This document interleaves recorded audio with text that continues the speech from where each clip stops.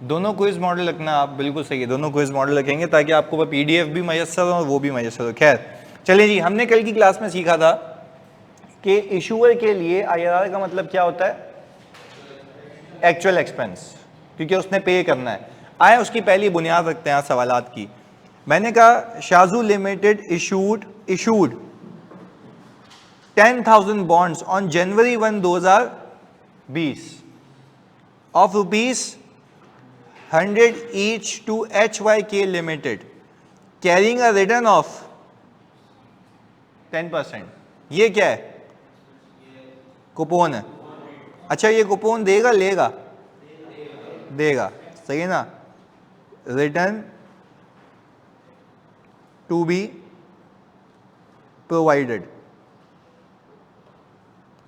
सही हो गया जी, ये है रिटर्न टू बी प्रोवाइडेड। आगे redemption of bond is at par value, transaction cost applicable is 3% और एनुअल कॉस्ट कह रहा है कि 11.2326% है। यार एक मतलब अजीब सी बात लग रही है मुझे, तुम लोग मुझे गाइड करना है इस पे। वो कह रहा है कि मेरी जेब से 10% जाएगा, यानी वादा कर रहा है 10% दूंगा, और कह रहा है कि एक्चुअल कॉस्ट 11% है। ज्यादा कैसे हो गई? ट्रांजैक्शन कॉस्ट की वजह से। यानी आप सब इस बात पे एग्री कर रहे हैं कि transaction cost over the period expense out होगी, वन टाइम एक्सपेंस नहीं होगी। यहां तक क्लैरिटी है? चलें जी, हमने कहा भाई आ जाओ आगे देखते हैं। हमने सर यहां पे सबसे पहले हिसाब किताब करना है किसका? फेस वैल्यू का। इस सवाल में फेस वैल्यू कितनी है? 100 की। और कितने आपने बॉन्ड इशू किए हैं? 10,000। ये कितनी आ गई अमाउंट? 1 मिलियन। सुन के अच्छा लगता है जब आप खुद बताते कि इस वजह से आईआरआर चेंज हुआ होगा ना, क्योंकि लॉजिक है पीछे। अच्छा, इसमें कोई प्रीमियम नहीं है या डिस्काउंट नहीं है, तो हमने कहा यही क्या बन जाएगी हमारी फेयर वैल्यू। बना देते हैं सर इसको फेयर वैल्यू। ओके, इसके अंदर क्या आएगी? अच्छा वो परसेंटेज में दी हुई है 3% ऑफ 1 मिलियन, 30,000। ये लेस हो जाएगा। लॉजिक देता हूं अभी 2 मिनट में। कल वाले को इसके सोल्यूशन में शेयर प्रीमियम को भी फर्स्ट डे पे एक्सपेंस आउट कर दिया था। बेवकूफ है वो, गधा एक नंबर का, गलत किया था उसने। 5वीं बार बोल रहा हूं, गलत किया था उसने। सही है जी, क्लियर है? गलत किया था उसने। फेयर वैल्यू थ्रू पीएनएल वाले की बात कर रहे हो ना, उसमें फेयर वैल्यू पे कैपिटलाइज होता है, दैट्स इट, और कुछ भी नहीं। सही है, गलत किया था उस भंगी ने। मैं बोल रहा हूं ना, खाली उसको कल यहां पे उतरने तो जहाज से जैसे ही उतरेगा उसका हिसाब किताब अलग है। कह रहा हूं मैं जब तुम्हें, पर देखो इसकी ये भी तारीफ करो कि वो बेचारा घूमते फिरते भी भेज रहा है आपको चीजें। सही है, तो मसला ये कि हमने उसको सिखाया, उसको ट्रेन किया, तो वो जाहिर सी बात है हम उसका फ़ायदा तो उठाएंगे ना। अगर यही चीज़ मुझे करनी होती तो उसको किक करने का फ़ायदा क्या है? तो हो जाता है बाज़ औक़ात गलती में, तो बेचारा वो अरंग खेल में बैठा हुआ है, वहाँ से भी सिग्नल खींच के आप लोगों को भेज रहा है, तो कुछ तो है ना।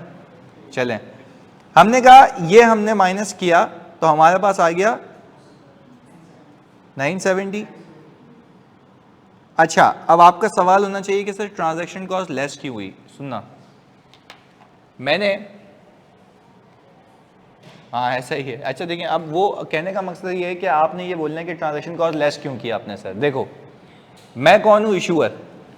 मैं गया बैंक के पास, मैंने कहा भाईजान आपके पास तो लोग आते हैं, मुझे पैसे रेज करके दो, ये मेरी सिक्योरिटीज है, बेच के दो। उसने बोला मैं बेच के दूंगा, मुझे क्या चाहिए? कमीशन।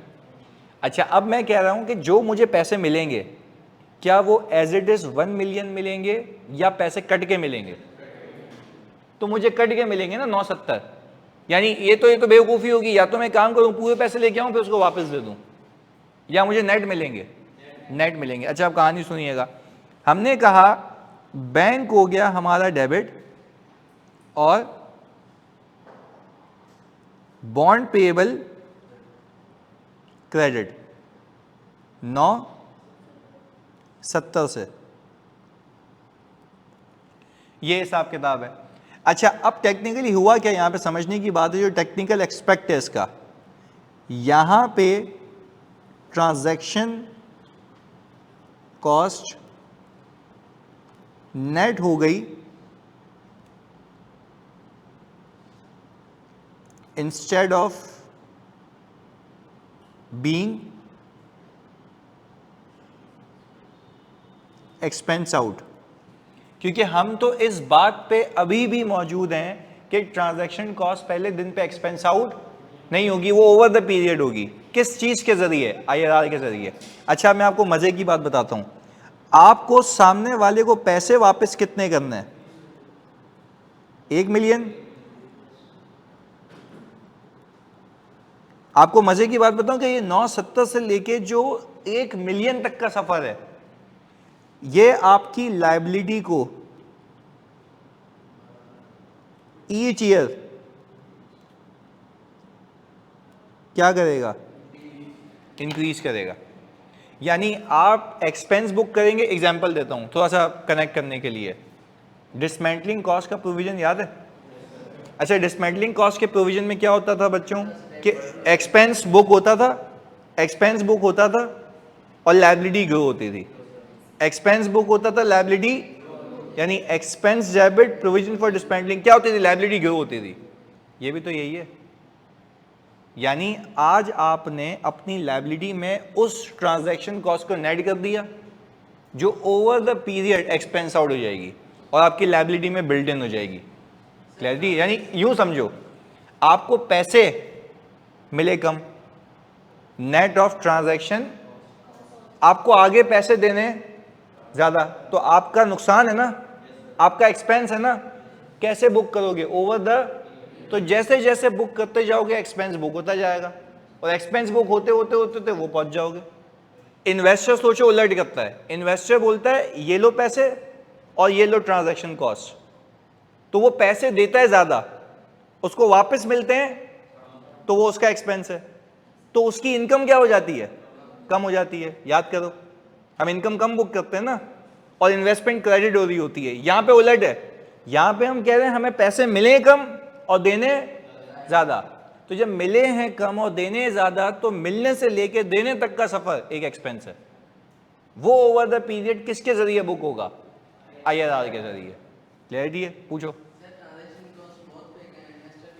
नहीं, अब आगे एक सवाल आएगा पास पेपर में जिसमें उसने इन्वेस्टर का नहीं कहा, तो उस केस में सिर्फ कौन पे करेगा? इशूअर।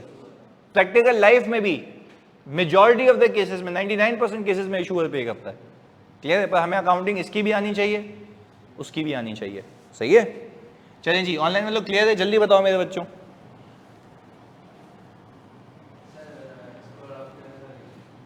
ये वाला एक साथ करते हैं ना, अभी पहले कॉन्सेप्ट समझ लेते हैं। चलिए जी, पहले दिन की एंट्री क्लियर है बच्चों? जल्दी बता दो यार। ओके जी, हाँ भी ऑनलाइन वालों आप भी बता दो जल्दी से।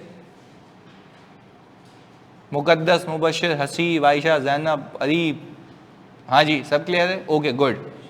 अब नहीं की ना? कहाँ की बेटा? नेट की है, लायबिलिटी में नेट की है। एक्सपेंस एंट्री में देख लो, इस पूरी एंट्री में तुम्हें कहीं एक्सपेंस दिखता है? नहीं दिखता ना। तो हुआ क्या? Over the period of expense out होगा। देखो उसको सिंपल समझने का तरीका क्या होता है पता है? आप इन्वेस्टर्स जब होते हैं ना, तो आप उसको कैपिटलाइज कर देते हैं और वो ओवर द पीरियड क्या होती है? यहां पे आपने एक्सपेंस आउट करने के जगह लायबिलिटी में नेट कर दिया, यानी लायबिलिटी, अब आपने कहा मैं लायबिलिटी को अमोर्टाइज करके वहां पहुंचाऊंगा, तो लायबिलिटी में नेट कर देने का मतलब है आपने एक्सपेंस बुक नहीं किया। क्लियर है जी? खुद ही हो जाएगी ना IRR में। ये जो 10 से लेके 1.2326 है, ये कंपाउंडिंग ही तो है। अभी पहली एंट्री बनाऊंगा, खुद ही समझ आएगा कंपाउंडिंग कैसे हो रही है ना। 1 मिनट दें बस इधर। मैंने कहा चलें जी, हम यहां पे शेड्यूल बनाते हैं आपके लिए। ओपनिंग, इंटरेस्ट, कैश और क्लोजिंग। चलें, हमने कहा हमारा पहला साल है, तो पहले साल जल्दी बताओ आपको पैसे कितने मिले? 970। आपको आगे जाके पैसे वापस करने हैं ज्यादा। इस बात पे तो यकीन रखना है हमें कि हमारा खर्चा है ज्यादा, तो हमने कहा भाईजान अब हम आ गए 11.2326% पे 108,956 ये आपका एक्सपेंस बुक हुआ है। अच्छा आपने सामने वाले को कितने पैसे देने? 1 लाख रुपए। यार ये वाली बात नहीं समझ आ रही सर, सामने वाले से आपने वादा 1 लाख का किया, एक्सपेंस ज़्यादा, ट्रांजैक्शन कॉस्ट यानी 1 लाख का एक्सपेंस तो है ही है, उसके ऊपर जो आ रहा है ना 8956 ये ट्रांजैक्शन कॉस्ट है, जो अब क्या होगी अमोटाइज। अभी देखिएगा कैसे, पहले क्लोजिंग बताएं कितना है? 978,956 यही है। अच्छा पहले साल की एंट्री बना रहा हूं मैं आप लोगों के लिए, ईयर 1 कैश आपके पास से क्रेडिट हो जाएगा कितने से? 1 लाख रुपीज से। इंटरेस्ट एक्सपेंस 108, ये तो एंट्री आउट हो गई, क्या करें? लायबिलिटी, बॉन्ड पेबल, हाँ भाई हो गई amortisation. This is the amortisation जो इनकी ये वही 11% और वो जो 10% है उसका गैप है, ये वही अमोटाइज कराएगा, ऊपर ले जाएगा इसको। एसेट में क्या होता है? कैपिटलाइज होता है, रिड्यूस होता है। यहाँ पे रिड्यूस आया है, इंक्रीज हो रहा है, क्योंकि वहां पे इनकम कम हो रही होती है, यहाँ पे एक्सपेंस ज़्यादा हो रहा है। तो जो जैसा बंदा है वैसी उसकी अकाउंटिंग है। क्लियर है? ऑनलाइन में तो जल्दी बताओ, पहला साल क्लियर है बच्चों? जल्दी से प्लीज बता दो, कसम है तुम्हें, बोलो कुछ। क्लियर है? ओके। हमने कहा कि भाई ईयर 2 पे आ जाएं। हाँ जी, ईयर 2 पे 978,956 99, ये 1 लाख ही रहेगा। क्लोजिंग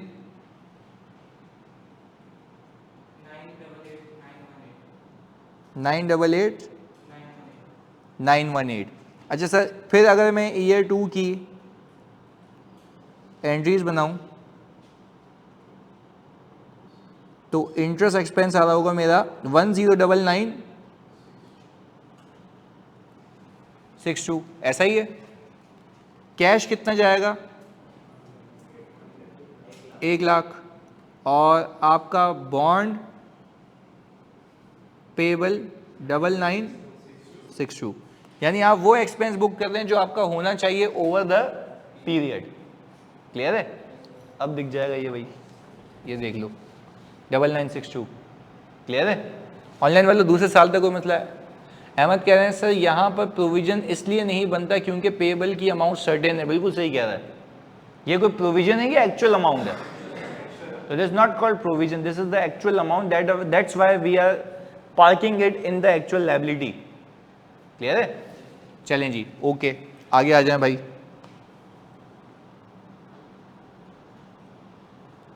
ईयर 3 988,918, इसके ऊपर आपने इंटरेस्ट लगाया 111,081। क्लोजिंग यही था। अब आखिरी एंट्री नहीं बना रहा मैं, बात क्लियर है? तो this is how accounting for issuer has been done. Copy कर लें इसको।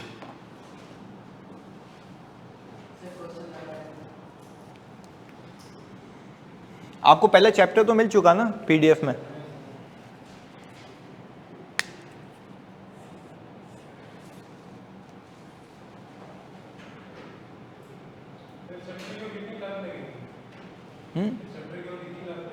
इस चैप्टर की और कितनी क्लासेस लगेंगी? 2-3 और लगेंगी। कल भी रख लेते हैं बोलो तो। हाँ रख लें या शुरू में नहीं रखें?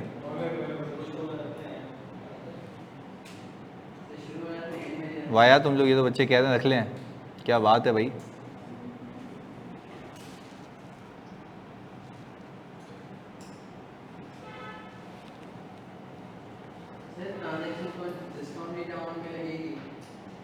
नहीं, देखो हमेशा याद रखो ट्रांजैक्शन कॉस्ट जो होती है ना वो हमेशा फेयर वैल्यू पे लगती है। डिस्काउंटेड अमाउंट पे आप साइड में करो, हमेशा फेयर वैल्यू, अब चाहे वो प्रीमियम के साथ हो या डिस्काउंट के साथ हो। जी अनस पूछें।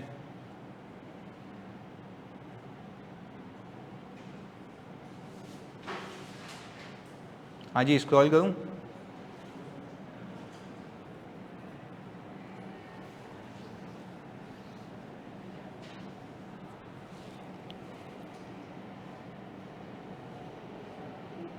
दो या तीन?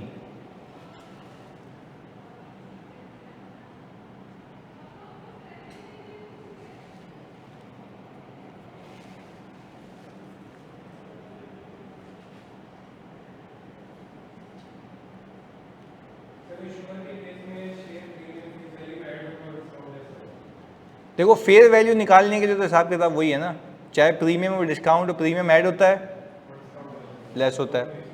ट्रांजैक्शन कॉस्ट लेस इसलिए हो रही है क्योंकि मुझे पैसे ही कम मिल रहे हैं ना।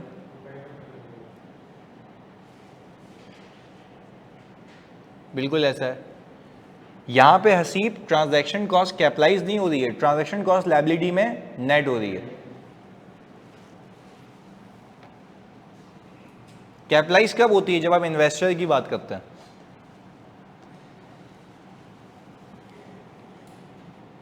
ये खत्म हो जाएगा ना, मैं आपको इसकी 20 मिनट की समरी भी दे दूंगा।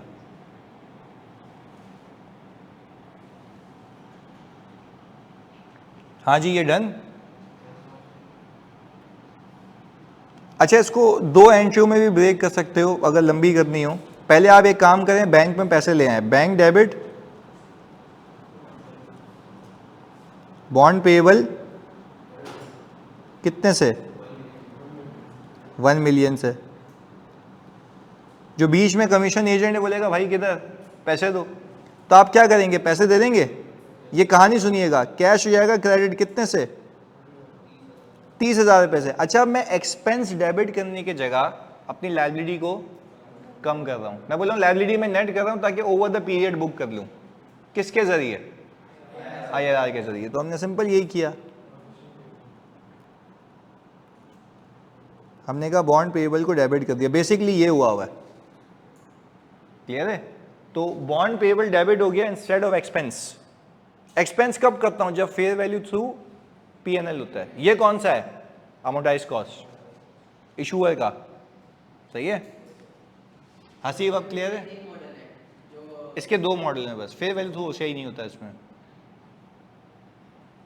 इशूअर ने पे किए। बिल्कुल,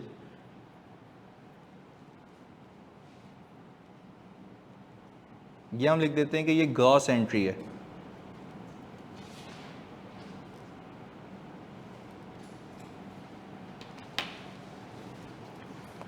हाँ जी, अब हम एक सिलसिला शुरू करेंगे आज की क्लास में बेतहाशा पास पेपर्स का, और हम ये असेस करेंगे कि आपसे किस हद तक हो पाते हैं, लेटेस्ट से लेटेस्ट।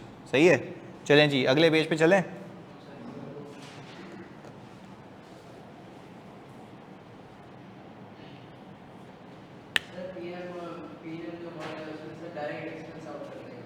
Direct expense out.